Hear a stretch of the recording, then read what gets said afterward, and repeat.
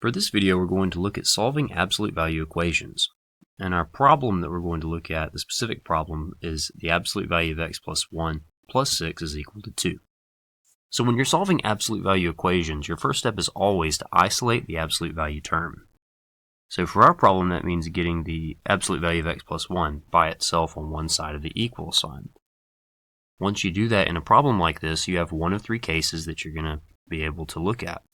Either you're going to have the absolute value term equal to a positive number, at which case you're going to have two solutions because you're going to set up two equations equal to the positive and negative version of that number. Or the second case is, if it's equal to 0, then you're only going to have one solution.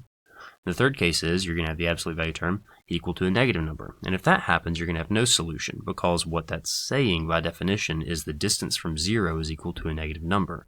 And in this instance, distance can't be negative, so we would throw that out and say no solution. So really, that's the best case scenario because there's the least amount of work that we have to do.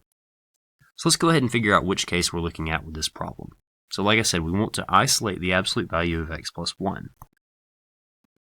So in order to get that by itself on the left-hand side of the equal sign, what we can do is we can subtract 6 from both sides because that's the only other thing that's in our way.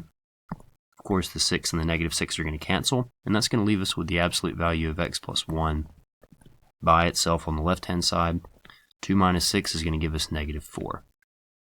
So we have the absolute value term isolated, and it's equal to negative 4. So it's going to be case number 3. And we're saying the distance from 0 is a negative number, which is impossible because, like I said, for this application, distance has to be a positive number.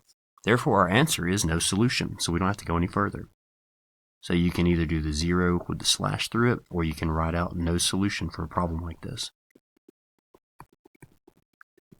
And that's it. That's why it's my favorite case, because there's very little work that actually has to be done.